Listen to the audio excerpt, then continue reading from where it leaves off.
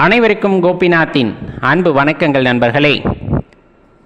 பள்ளி வீட்டில் இருந்தால் இதை பாருங்கள் அப்படிங்கிறது தான் தலைப்பு. ஆமாங்க, வீட்டில் பள்ளி இருக்கலாமா வேண்டாமா என்ற அந்த கேள்விக்கான பதிலும் இதில் இருக்குது. அனுபவ ரீதியாக நீங்கள் உணர்ந்துருந்தீங்க இது உண்மை அப்படின்னு தோணுச்சுன்னா மறக்காமல் லைக் பண்ணிவிட்டு உங்கள் நண்பர்களோட பகிர்ந்துக்குங்க, அவங்களும் பலனடையட்டும். வீட்டில் பள்ளி இருக்கிறது ரொம்ப உத்தமமான விஷயம்தான், இல்லைன்னெலாம் சொல்லலை. அதுவும் குறிப்பாக பார்த்தீங்க அப்படின்னா பூஜை அறையில் மற்றும் வரவேற்பறையில் இருக்குது அப்படின்னா தனலாபம் உண்டாகும் அப்படின்ட்டு சொல்லுவாங்க. செல்வ கடாட்சம் வீட்டில் நிறைந்திருக்கும் அப்படின்னு சொல்லுவாங்க. அதுலேயும் சில நேரத்தில் இந்த பள்ளி பேசுகிறது, அதாவது கவுளி கத்துது அப்படின்னு நம்ம சொல்லுவாங்க இல்லையா, அந்த மாதிரி சில நேரங்களில் நம்மளுக்கு உத்தரவு கொடுப்பதாக கூட அந்த பள்ளிகள் சப்தமிடும்.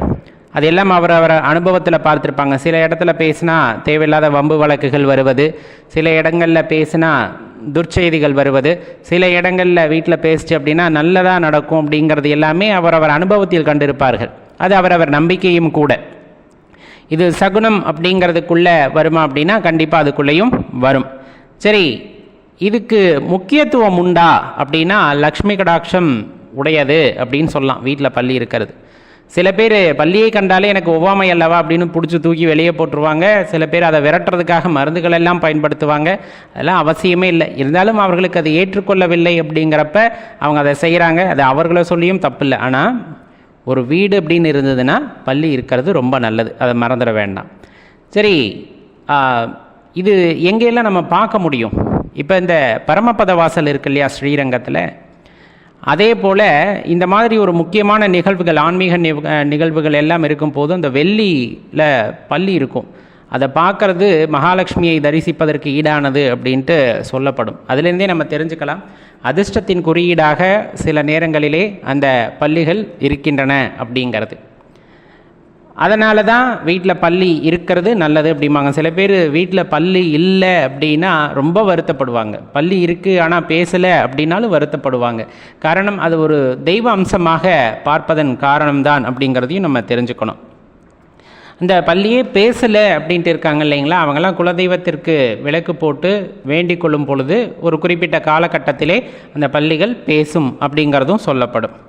சரி, இதில் இந்த பள்ளி பேசுகிறோட திசை அப்படின்னு இருக்கு இல்லையா, அதை வச்சு சில பலன்கள் சொல்லுவாங்க. அது ஒவ்வொரு நாளைக்கும் ஒவ்வொரு மாதிரி மாறும். அந்த சாஸ்திரம் தெரிந்தவர்களுக்கு அதை பற்றி தெளிவான புரிதல் இருக்கும். தினமுமே அந்த இடங்களை வச்சு நம்மளால் கணிக்க முடியாது. சனிக்கிழமைனா ஒரு இடத்துல, செவ்வாய்க்கிழமை, புதன்கிழமை, இந்த மாதிரி ஒவ்வொரு கிழமைகளும் எந்த திசையில் பேசுகிறது என்பதை பொறுத்து அதனுடைய பலன் மாறுபடும். அது முடிஞ்சால் நம்ம இன்னொரு பதிவாக அதை கொடுக்கலாம். இப்போதைக்கு அந்த பள்ளி விழுந்துருச்சு, உடல் பாகங்களில் விழுந்துருச்சுன்னா சில சகுனங்கள் சொல்லுவாங்க. அது என்ன அப்படிங்கிறத பார்த்துடலாம். பொதுவாக தலையில் விழுந்தால் கலகம் உண்டாகும் அப்படின்னு சொல்லுவாங்க. தேவையில்லாத சண்டை சச்சரவுகள் எல்லாம் உண்டாகும் அப்படிம்பாங்க. கூந்தலில் விழுந்ததுன்னா லாபம் உண்டாகும் அப்படின்னு சொல்லுவாங்க. நெற்றியில் விழுந்ததுன்னா பட்டாபிஷேகம் செய்வார்கள், அதாவது ஒரு ராஜ பதவி மாதிரி அவர்களுக்கு கிடைக்கும் அப்படிங்கிறத ஒரு ஐதீகமாக சொல்லுவாங்க. புருவத்தில் விழுவது அப்படின்னா ராஜ அனுகிரகம் அப்படிங்கிறது நமக்கு உண்டாகும். பெரிய இடத்துல இருந்து நம்மளுக்கு சில விஷயங்கள் எதிர்பாராமல் கிடைக்கக்கூடும் அப்படின்னு சொல்லுவாங்க. வலது கண் மேலே விழுந்துருச்சுன்னா நல்லது நடக்கும் அப்படின்னு சொல்லுவாங்க. கீழ் உதட்டு பகுதியில் விழுந்தது அப்படின்னா தனலாபம் உண்டாகும் அப்படிங்கிறத தெரிஞ்சுக்கணும். வலது காது தீர்காயுசை குறிப்பதாக இருக்கும் அப்படிம்பாங்க. இடது மணிக்கட்டு கீர்த்தி உண்டாக்கும் அப்படின்னு சொல்லப்படும். மார்பில் விழுந்துச்சுன்னா தனலாபம் உண்டாகும்பாங்க. தேகத்தில் அப்படிங்கும்போது தீர்க்க ஆயுஸ் உண்டாகும்பாங்க. வயிற்றில் விழுந்ததுன்னா தானிய லாபம் அப்படிங்கிறதும், அதே போலது இடது பாதங்களில் விழுகுது அப்படிங்கும்போது பிரயாணம் ஏற்படும், ஒரு இடத்துலேருந்து இன்னொரு இடத்திற்கு போவதற்கான அந்த சந்தர்ப்பங்கள் உண்டாகும் அப்படிங்கிற மாதிரி சொல்லுவாங்க. இன்னும் நிறைய இருக்குது. அதில் தேகத்தில் ஏறி ஓடுச்சுன்னு வச்சுங்க, உடம்பு மேலே ஏறி ஓடுச்சுன்னா தீர்காயுள் உண்டாகும் அப்படின்னு சொல்லுவாங்க. இந்த மாதிரி பல விஷயங்கள் இந்த பள்ளிகளை வைத்து குறிப்பிடுவார்கள். இன்னும் பள்ளி பேசுகின்றது அனுபவத்தின் வாயிலாக நிறைய பேர் உணர்ந்திருப்பாங்க. நம்ம ஏற்கனவே சொன்ன மாதிரி ஒரு குறிப்பிட்ட திசையில் பேசும்போது நல்லது நடக்குது அப்படிங்கிறதெல்லாம் வீட்டில் பெரியவங்க கணிச்சு வச்சுருப்பாங்க. அது ஒவ்வொரு நாட்களுக்கு ஏற்றாற் போல் மாறும். அது பின்னொரு பதிவில் தெளிவாக பார்க்கலாம். அப்போ வீட்டில் பள்ளி இருக்குது அப்படின்னா அதை பற்றி கவலைப்பட வேண்டாம். இப்போ சமையலறை அங்கே பள்ளி சுற்றிட்டு இருக்குன்னா அதை மெதுவாக துரத்தி விட்டுடலாம், வெளியே வரவேற்பறைக்கு சென்று விட்டால். பெரும்பாலும் அங்கே இருக்காதுன்னு வச்சுக்கோங்களேன். அது பெரும்பாலும் வரவேற்பறை பூஜை அறையில் இருக்கும். அப்படிங்க சமையலறையில் இருக்குது அப்படின்னா பாத்திரங்களை எல்லாம் மூடி வைத்து கொள்வது நல்லது. அதுலேயும் நம்ம அதையும் பார்க்கணும் இல்லையா, அதை சாப்பாட்டு உணவுப் பொருட்குள்ளே விழுவுறது அவ்வளவு நல்லதும் கிடையாது. அதனால் அதெல்லாம் மூடி வச்சுக்கணும். முடிஞ்சால் அங்கே இல்லாமல் வரவேற்பறைக்கு கூட நம்ம அதை அனுப்பி வைக்கலாம், தவறு கிடையாது. மற்றபடி அதை நினைத்து நாம் கவலை கொள்ள வேண்டும் என்ற அவசியம் இல்லை. அது அதிர்ஷ்டத்தின் குறியீடாகவே காண்கிறோம். சிலர் அதை துரதிர்ஷ்டத்தின் குறியீடாக சில ஊர்களிலே பார்க்கப்படுகிறது. அது அவரவர் அனுபவத்தை பொறுத்தது என்பதையும் தெரிந்து கொள்ள வேண்டும் நண்பர்களே. இந்த தொகுப்பில் நம்ம என்ன பார்க்க போகிறோன்னா, நம்ம வீட்டில் பள்ளி அப்படிங்கிறது இருக்கும். அது எழுப்புகிற சத்தத்திற்கு என்ன பலன்கள் அப்படின்ட்டு தான் பார்க்க போகிறோம். பெரும்பாலும் ஒரு சிலர் பார்த்திங்கன்னா பள்ளி இல்லாத வீட்டில் போய் குடியிருக்க மாட்டாங்க, அந்த வீடு விலைக்கு வந்தால் வாங்க மாட்டாங்க. அப்படியெல்லாம் சில பேர் இருக்காங்க. அது அந்த அளவுக்கு முக்கியமாக பள்ளியை பார்ப்பாங்க. அந்த பள்ளி எழுப்புகின்ற ஒளியானது அதனை பொறுத்து சில பலன்களும் கூறப்பட்டிருக்கிறது அப்படிங்கிறது உண்மைதான். அது என்னென்ன அப்படின்ட்டு தான் இப்போ நம்ம பார்க்க போகிறோம். ஒரு வீடு இருக்குது அப்படின்னா வீட்டோட தெற்கு திசையிலேருந்து பள்ளி சத்தமிடுது அப்படின்னு நீங்கள் எடுத்துக்கிட்டிங்கன்னா அந்த வீட்டில் உள்ளவர்களுக்கு எதிர்பாராத அதிர்ஷ்டம் வந்தடையும் அப்படின்னு சொல்கிறாங்க. அல்லது சுப நிகழ்ச்சிகள் அந்த வீட்டில் நடைபெறும் அப்படிங்கிறத குறிப்பதாக இருக்கும் அப்படின்ட்டு குறிப்பிடப்படுது.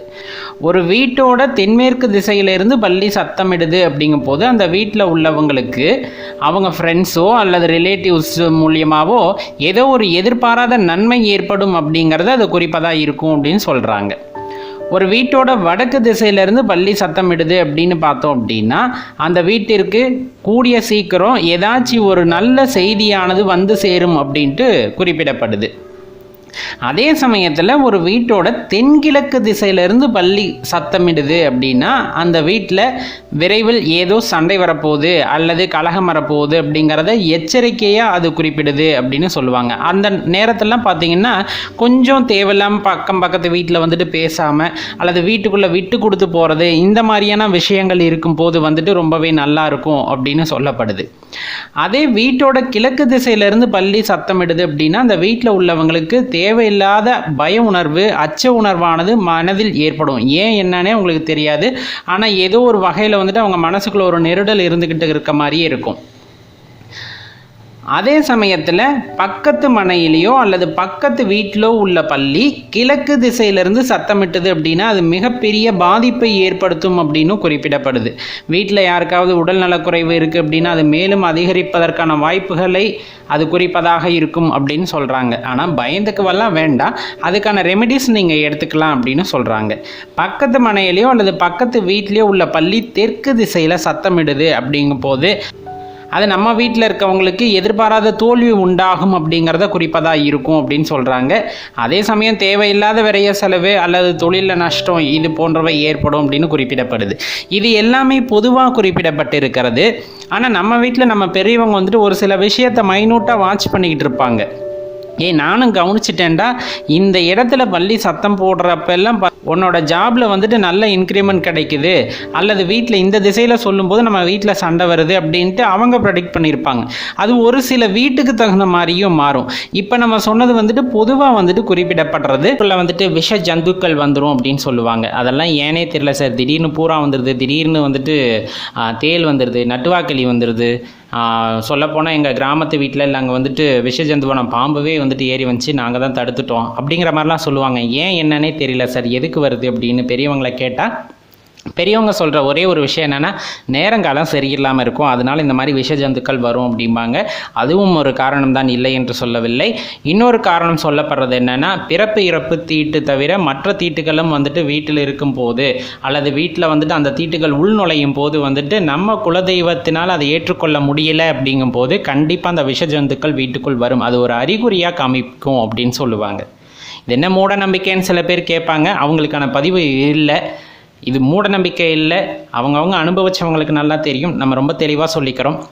எப்போவுமே ரொம்பவே சக்தி வாய்ந்தது இந்த பிறப்பு இறப்பு தீட்டு அப்படின்னு சொல்லக்கூடியது. இன்னும் வரிசைப்படுத்தி இருக்கிறார்கள் ஒரு சில தீட்டுக்களை. அந்த காலகட்டங்களில் நம்ம முறையாக வீட்டை சுத்தப்படுத்திக்கிறது, ஹோமம் பண்ணியோ புண்ணியாதானம் பண்ணி நம்ம வீட்டை சுத்தப்படுத்திக்கிறது ரொம்ப நல்லது. இல்லை நேரம் காலம் அப்படிங்கும் போது அதற்கான பரிகாரத்தை முறையாக செய்து கொண்டு விட்டால் நமக்கு எந்த பிரச்சனையும் இருக்காது அப்படின்னு சொல்கிறாங்க. அதை தாண்டி ஒரு விஷயம் என்னென்னா, வீட்டில் இருக்கவங்களோட மனநிலை சரியில்லைனாலும் இந்த விஷ ஜந்துக்கள் வீட்டுக்குள்ளே வரும் அப்படிம்பாங்க. மனநிலைக்கும் இதுக்கு என்ன சம்மந்தம்? நம்ம சொல்கிற சொல்கிறது வந்துட்டு மனதளவில் ரொம்ப டிப்ரெஷனாக இருக்காங்க, ஒரு குழப்பத்தில் இருக்காங்க. அப்படிங்கும் போது அந்த இடத்துல நெகட்டிவ் எனர்ஜி வந்துட்டு ஸ்ப்ரெட் ஆக ஆரம்பிக்கும். சாதாரணமாக நீங்கள் சிரித்து பேசுனீங்கன்னா அந்த இடத்த சுற்றி பாசிட்டிவ் எனர்ஜி இருக்கும். ரொம்ப கோபமாக இருக்கீங்க, குழப்பத்தில் இருக்கீங்கன்னா அங்கே நெகட்டிவ் எனர்ஜி வந்து சூழ்ந்திருக்கும். அப்படி நெகட்டிவ் எனர்ஜி வந்துட்டு அதிகமாக சூழ்ந்து கொண்டே இருக்குது. அப்படிங்கும் போது அந்த இடத்துல அந்த நெகட்டிவ் வைப்ரேஷன்ஸ் அதிகமாகி அது இந்த மாதிரி விஷ ஜந்துக்களை ஈர்க்கும். இது ப்ராக்டிக்கலாக நீங்கள் பார்த்தீங்கன்னா ரொம்பவே தெளிவாக தெரியும். எந்த காலகட்டங்களில் இது நம்ம வீட்டுக்குள்ளே வந்தது அப்படின்னு பார்த்தீங்கன்னா உங்களால் உணர்ந்துக்க முடியும். விஷ ஜந்துக்கள் மட்டும் கிடையாது, வீட்டில் ஒட்டடை சொல்லுவோம்ல, அந்த ஒட்டடை வருது அப்படின்னாலும் சரி, வவ்வால் வீட்டுக்குள்ளே வந்ததுனாலும் சரி, இது எல்லாமே நெகட்டிவ் எனர்ஜி வீட்டில் அதிகமாயிருச்சு அப்படிங்கிற காமிக்கக்கூடிய சிம்டம்ஸ். இந்த சிம்டம்ஸ் எல்லாம் வந்திருக்கு, இதில் ஏதாச்சும் 1-2 இருக்குது. நாங்கள் என்ன பண்ணுறது அப்படின்னா, ஃபஸ்ட்டு பண்ண வேண்டியது வீட்டில் தூய்மை இல்லாத இடம் எதுன்னு பார்த்து அதை ஃபஸ்ட்டு சுத்தப்படுத்திடுங்க. வீட்டில் அங்கங்கே அது பாட்டுக்கு கிடக்கக்கூடாது. ஈர துணியாகட்டும், அழுக்கு துணியாகட்டும் அங்கங்கே போடக்கூடாது. அந்த ஸ்மெல்லு ஸ்ப்ரெட்டாக அது இந்த மாதிரி எனர்ஜிஸை ஈர்க்கும். விஷ ஜந்துக்களையோ அல்லது வந்துட்டு நோய் கிருமிகளையோ ஈர்க்க வல்ல ஆற்றலை அதை பெற்றிருக்கும் அப்படிங்கிறாங்க. அதனால் அந்த மாதிரி எந்த இடத்துலையும் தூய்மை இல்லாமல் வீடு இருக்கிறதுக்கு அலோவ் பண்ணாதீங்க. வீட்டை சுத்தப்படுங்க முதல்ல. அதுக்கப்புறம் வீட்டை துடைக்கணும். எப்படி துடைக்கணும்? தண்ணியில் உப்பும் மஞ்சளும் போட்டு நல்லா கலக்கி போட்டு க்ளீனாக துடைச்சிருங்க. உப்பு பட்டுச்சு அப்படிங்கும் போது கீழே இருக்க நோய் கிருமிகள் எல்லாம் அழிஞ்சிடும். அந்த ஒரு வாடை வீசுது இல்லை, அந்த வாடையை போக்கிடுச்சுனாலே வீட்டில் வந்துட்டு நல்ல எனர்ஜிஸ் வந்துடும். வீட்டில் வந்துட்டு ஒரு துர்வாடை அடிக்கும். அது சில பேர்த்து வீட்டில் இருந்திருக்கும், கவனிச்சிருப்பீங்க. அந்த வாடை இருந்தனாவே நெகட்டிவ் எனர்ஜி அதிகமாக இருக்குது அப்படின்னு அர்த்தம். அதை போக்குறதுக்கு தான் அந்த உப்பு மஞ்சளும் போட்டு தொடங்க அப்படிம்பாங்க. தொடச்சிட்டிங்கன்னா அந்த வாடை போயிடும். அதுக்கப்புறமா வீட்டில் காலை மாலை 2 நேரமும் விளக்கு ஏற்றணும். ரொம்ப முக்கியமாக முடிஞ்ச அளவுக்கு நெய் விளக்கு ஏற்றுங்க. நெய் விளக்கு ஏற்ற முடியலன்னு சொல்லாதீங்க, அந்தளவுக்கு நம்ம இருக்க மாட்டோம். கண்டிப்பாக கேட்டு வாங்கி நெய் விளக்கு ஏற்றுங்க. அப்படி இல்லைன்னா நல்ல நிலை ஏற்றலாம். 2 நேரமும் ஏற்றணும், ரொம்ப முக்கியம். பூஜை மறக்காமல் 2 நேரமும் பண்ணுங்கள். மணி இருந்ததுன்னா மணி வீட்டில் அடிங்க. அந்த அதிர்வுகள் வீட்டில் இருக்கக்கூடிய நெகட்டிவ் எனர்ஜி எல்லாத்தையும் வெளியே தள்ளிடும். மணியோட சத்தம் அவ்வளோ வைப்ரேஷன். ஓம் அப்படிங்கிற அந்த ஓம்காரம் இருக்குது இல்லைங்களா, பிரணவம், அதோட ஒளியை தான் அது எழுப்பும். அப்படிங்கும்போது அந்த இடத்துல இருக்கக்கூடிய எனர்ஜி எல்லாமே, அதாவது நெகட்டிவ் எனர்ஜி எல்லாம் வெளியே போயிடும். இப்போ நம்ம தொடச்சாச்சு. அதே போல் வீட்டில் விளக்கு ஏற்றுறீங்க அப்படிங்கும் போதே பாசிட்டிவ் எனர்ஜி ஸ்ப்ரெட் ஆக ஆரம்பிச்சிடும். அப்படிங்கும்போது உங்களுக்கு இந்த பிரச்சனைகள் எல்லாமே படிப்படியாக குறைய ஆரம்பிச்சிடும். இந்த மாதிரி விஷ ஜந்துக்கள் வீட்டுக்குள்ளே ஈர்க்கப்படாது. எங்கேயாச்சும் தீட்டு தடங்குக்கு போயிட்டு வந்தீங்கன்னா முதல்ல வீட்டுக்கு வெளியவே குளிச்சுட்டு அந்த துணிமணிகளை எல்லாம் அப்புறப்படுத்திட்டு அதுக்கப்புறமா வீட்டுக்குள்ளே வர்றது தான் ரொம்ப உத்தமம். இதெல்லாம் படிப்படியாக பண்ணிங்கன்னா எனர்ஜி அப்படிங்கிற ஃப்ளோ வந்து நம்ம கண்ட்ரோலில் இருக்கும். ரொம்ப முக்கியமாக எப்போவுமே வீட்டில் இருக்கவங்க பாசிட்டிவ் மைண்டோடு இருக்கணும். ஒருத்தர் குழப்பத்தில் இருக்காங்கன்னா அவங்க பக்கத்தில் போய் அவங்க குழப்பத்தை தீர்க்கிற வகையில் பேசணும். அப்படின்னா அவங்க கொஞ்சம் ரிலீவ் ஆகும் போது அந்த இடத்துல நெகட்டிவ் எனர்ஜி அப்படிங்கிறது பாசிட்டிவாக மாற ஆரம்பிக்கும். எல்லா பாசிட்டிவ் எனர்ஜி வீட்டில் இருக்க எல்லாருமே பாசிட்டிவாக பேசும்போது அந்த வைப்ரேஷன்ஸ் அந்த இடத்துல நல்ல வைப்ரேஷனை கொடுக்கும். அப்படி கொடுக்குது அப்படிங்கும் போதே அந்த இடத்துல பார்த்திங்க அப்படின்னா அந்த எனர்ஜிக்கு வந்துட்டு வார்த்தையே சொல்ல முடியாது. அந்த என்விரான்மெண்ட்டே ரொம்ப நம்மளுக்கே தெரியாமல் வந்துட்டு ஒரு நல்ல என்விரான்மெண்ட்டாக இருக்கும். திடீர்னு நல்ல ஸ்மெல்லெல்லாம் அந்த இடத்துல ஃபீல் ஆகும். அப்போ அதெல்லாம் என்னென்னா வீட்டில் பாசிட்டிவ் எனர்ஜி அல்லது தெய்வத்தோட ஆற்றல் அங்கே வந்துருச்சு அப்படிங்கிறத உணர்த்துறது. முறையாக இதெல்லாம் பண்ணிக்கிட்டு இருந்தோம் அப்படின்னாலே நம்ம வீட்டுக்குள்ளே பாம்பு, பூரா, தேள் இந்த மாதிரி விஷ ஜந்துக்கள் எதுவுமே வந்துட்டு வராது அப்படிங்கிறத நல்லா தெரிஞ்சுக்குங்க. இதையும் மீறி எங்களுக்கு பிரச்சனை இருக்குது அப்படின்னு நினைக்கிறவங்க நீங்கள் பண்ண வேண்டியது ஒரே ஒரு விஷயம்தான். மறக்காமல் உங்கள் குலதெய்வம் கோயிலுக்கு போயிட்டு அங்கே வழிபாடு செய்யுங்க. அது அங்கே இருக்கிற பிரச்சனையை கூட ஒரு சில நேரத்தில் நம்ம வீட்டில் காமிக்கும். அவங்களுக்கு நேரடி அவங்க பேசுகிறத நம்மளால் புரிஞ்சுக்கிட்டு இருக்க முடியாது. சில பேத்துக்கு கனவுலையோ சில பேத்துக்கு நேர்லையோ கூட சொல்லியிருந்திருப்பாங்க. அவங்க என்ன இதுன்னு புரிஞ்சுக்கிட்டு இருக்க மாட்டாங்க. அதனால் இந்த மாதிரி சில சிம்டம்ஸ், ஆனால் அது உங்களை எதுவும் பண்ணாது. பட் உங்கள் கண்ணில் காமிச்சு ஏதோ ஒரு குழப்பத்தை உண்டாக்கி இதனால் நம்ம குலதெய்வத்துக்கு எதுவும் குறை இருக்கா அப்படிங்கிறத யோசிக்க வைக்கிறதுக்காக தான் அது பண்ணுவாங்க. ஆனால் அந்த தெய்வ வாசலுக்கு போய் நீங்கள் நின்றுட்டு இந்த பிரச்சனைகள் எல்லாம் தீரணும்னு வழிபட்டிங்கன்னா அதுக்கப்புறம் உங்களுக்கு எந்த பிரச்சனையுமே வராது நண்பர்களே. மறக்காமல் இது பின்பற்றி வாங்க. வீடு ரொம்ப சுத்தமாக இருக்கணும். வீடு எப்போவுமே பாசிட்டிவ் எனர்ஜியோடு இருந்தது அப்படின்னா கட்டாயம் நம்ம மனசு வந்து இது பாசிட்டிவாக மாறும். நம்ம நினச்சதெல்லாம் நடக்கும் அப்படிங்கிறதுல எந்த மாற்று கருத்துமே இல்லை. பள்ளி இருக்கிறது ரொம்ப உத்தமமான விஷயம்தான், இல்லைன்னெலாம் சொல்லலை. அதுவும் குறிப்பாக பார்த்தீங்க அப்படின்னா பூஜை அறையில் மற்றும் வரவேற்பு அறையில் இருக்குது அப்படின்னா தனலாபம் உண்டாகும் அப்படின்ட்டு சொல்லுவாங்க. செல்வ கடாட்சம் வீட்டில் நிறைந்திருக்கும் அப்படின்னு சொல்லுவாங்க. அதுலேயும் சில நேரத்தில் இந்த பள்ளி பேசுகிறது, அதாவது கவுளி கத்துது அப்படின்னு நம்ம சொல்லுவாங்க இல்லையா, அந்த மாதிரி சில நேரங்களில் நம்மளுக்கு உத்தரவு கொடுப்பதாக கூட அந்த பள்ளிகள் சப்தமிடும். அது எல்லாம் அவர் அனுபவத்தில் பார்த்துருப்பாங்க. சில இடத்துல பேசினா தேவையில்லாத வம்பு வழக்குகள் வருவது, சில இடங்களில் பேசினா துர்ச்செய்திகள் வருவது, சில இடங்களில் வீட்டில் பேசிச்சு அப்படின்னா நல்லதாக நடக்கும் அப்படிங்கிறது எல்லாமே அவரவர் அனுபவத்தில் கண்டிருப்பார்கள். அது அவரவர் நம்பிக்கையும் கூட. இது சகுனம் அப்படிங்கிறதுக்குள்ளே வருமா அப்படின்னா கண்டிப்பாக அதுக்குள்ளேயும் வரும். சரி, இதுக்கு முக்கியத்துவம் உண்டா அப்படின்னா லக்ஷ்மி கடாட்சம் உடையது அப்படின்னு சொல்லலாம் வீட்டில் பல்லி இருக்கிறது. சில பேர் பல்லியை கண்டாலே எனக்கு ஒவ்வாமை அல்லவா அப்படின்னு பிடிச்சி தூக்கி வெளியே போட்டுருவாங்க. சில பேர் அதை விரட்டுறதுக்காக மருந்துகள் எல்லாம் பயன்படுத்துவாங்க. அதெல்லாம் அவசியமே இல்லை. இருந்தாலும் அவர்களுக்கு அதை ஏற்றுக்கொள்ளவில்லை அப்படிங்கிறப்ப அவங்க அதை செய்கிறாங்க. அது அவர்களை சொல்லியும் தப்பில்லை. ஆனால் ஒரு வீடு அப்படின்னு இருந்ததுன்னா பல்லி இருக்கிறது ரொம்ப நல்லது, அதை மறந்துட வேண்டாம். சரி, இது எங்கெல்லாம் நம்ம பார்க்க முடியும்? இப்போ இந்த பரமபத வாசல் இருக்கு இல்லையா ஸ்ரீரங்கத்தில், அதே போல் இந்த மாதிரி ஒரு முக்கியமான நிகழ்வுகள், ஆன்மீக நிகழ்வுகள் எல்லாம் இருக்கும் போது அந்த வெள்ளியில் பல்லி இருக்கும்.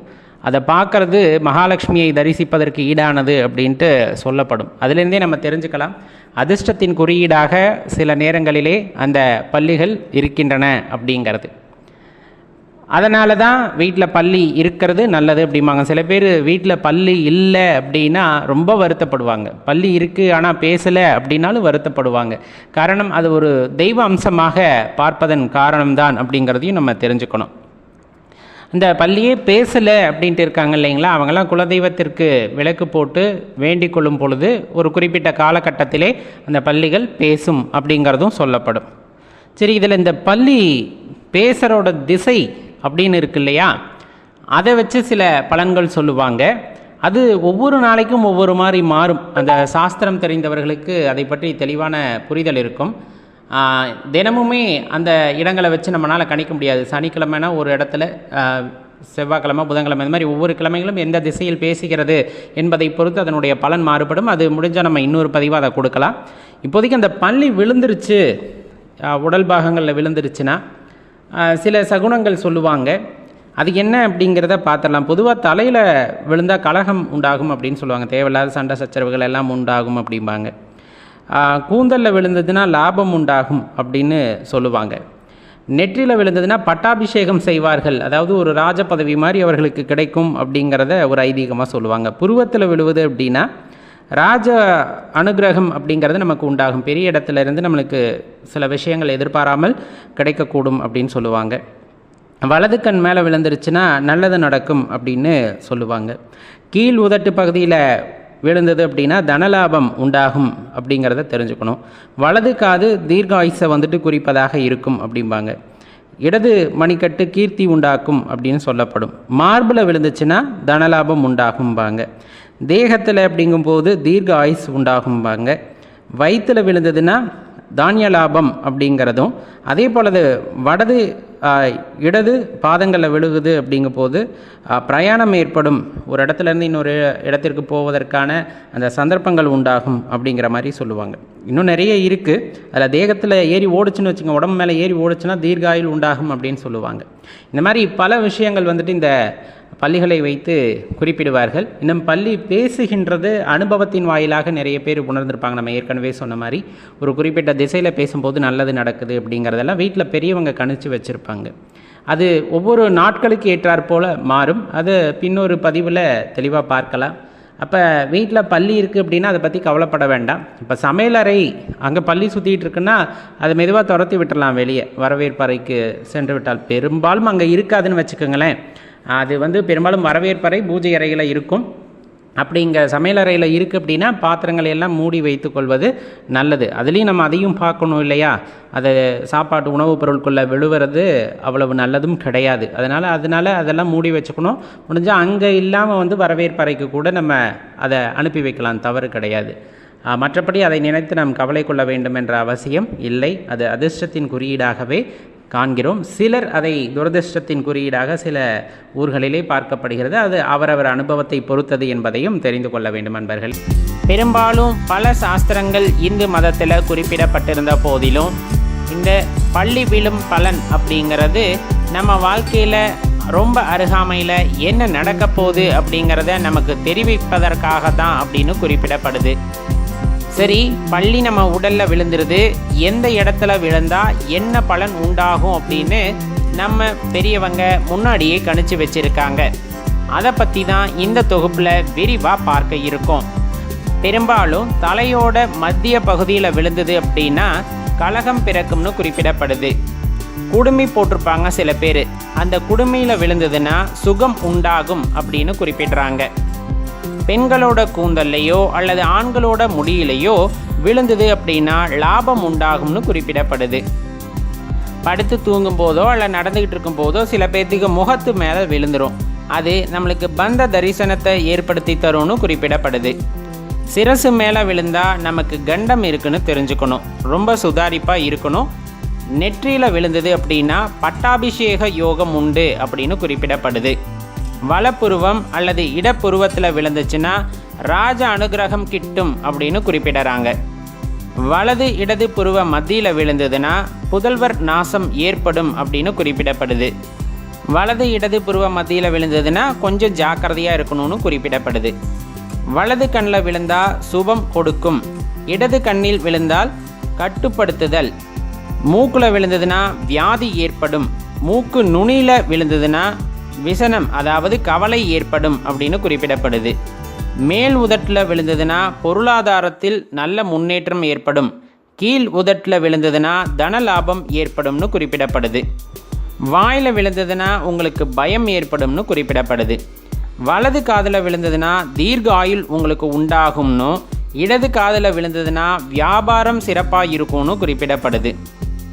கழுத்து பகுதியில் விழுந்தால் சத்ரு நாசம் ஏற்படும்னு குறிப்பிடப்படுது.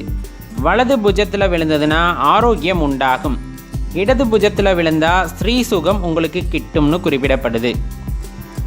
வல கையில் விழுந்ததுன்னா துக்கம் ஏற்படும், இட கையில் விழுந்தால் துயரம் ஏற்படும்னு குறிப்பிடப்படுது. வலது மணிக்கட்டில் விழுந்ததுன்னா பீடை உண்டாகும்னு குறிப்பிடுறாங்க. இடது மணிக்கட்டில் விழுந்ததுன்னா கீர்த்தி உண்டாகும்னு குறிப்பிடப்படுது. வலது கை விரலில் விழுந்தால் ராஜ சன்மானம் உங்களுக்கு கிடைக்கிறதுக்கான வாய்ப்புகள் இருக்குன்னு குறிப்பிடுறாங்க. இடக்கை விரல்களில் விழுந்தால் கண்டிப்பாக துயரம் ஏற்படுறதுக்கான வாய்ப்புகள் அதிகமாக இருப்பதாக குறிப்பிடப்படுது. வலது இடது கை விரல்களில் விழுந்தால் தனநாசம் ஏற்படும்னு குறிப்பிடப்படுது. மார்பு பகுதியில் விழுந்தால் தன லாபம் ஏற்படுமாம். வலது இடது ஸ்தானங்களில் விழுந்தால் பாவ சம்பவம். இருதயம் இருக்கக்கூடிய இடத்துல விழுந்தா சௌக்கியம் உண்டாகும். வலது விலா எலும்புல விழுந்தா வாழ்வு ஏற்படும், இடது விலா எலும்புல விழுந்தா கண்டம் உண்டாகும். வயிற்று பகுதியில் விழுந்தா தானிய லாபம் உண்டாகும். நாபியில் விழுந்தா ரத்தின லாபம் உண்டாகும். முதுகில் விழுந்துச்சுன்னா நாசம் ஏற்படும். ஆண் குறியில் விழுந்தா தரித்திரம் உண்டாகும். வலது இடது தொடைகளில் விழுந்ததுன்னா பிதா அரிஷ்டம் உண்டாகும். வலது இடது முழங்கால்களில் விழுந்தா சுபம் உண்டாகும். வலது இடது கணுக்கால்களில் விழுந்தா சுபம் உண்டாகும். வலது இடது பாதங்களில் விழுந்தா பிரயாணம் ஏற்படும். வலது பாதம் ரோகத்தை ஏற்படுத்தும், இடது பாதம் துக்கத்தை ஏற்படுத்தும். வலது பாத விரல்களில் விழுந்தா ராஜ பயத்தை ஏற்படுத்தும். இடது பாத விரல்களில் விழுந்தா நோய் ஏற்படும். இடது கால் விரல் நகங்களில் விழுந்தா தனநாசம் ஏற்படும். தேகத்தின் ஓடல் பகுதியில் விழுந்தா தீர்க்க ஆயுசு ஏற்படும்னு குறிப்பிடப்பட்டிருக்கு.